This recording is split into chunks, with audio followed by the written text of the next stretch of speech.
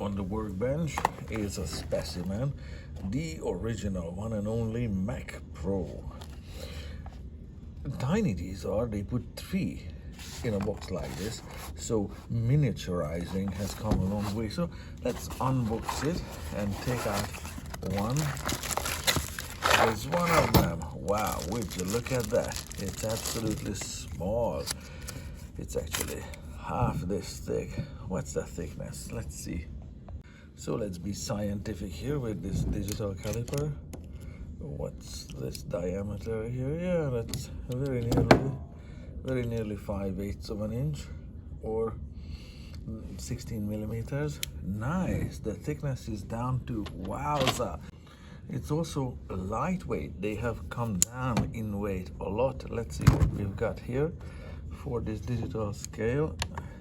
Let's see, grams. Wow, just 400 grams.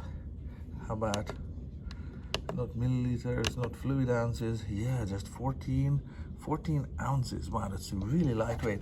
Well done, Mac. I say the new Mac Pro is absolutely top of the line. Let's see how fast it is. Well, 9.8 meters per second square acceleration, and so it gets really fast if you throw it fast enough.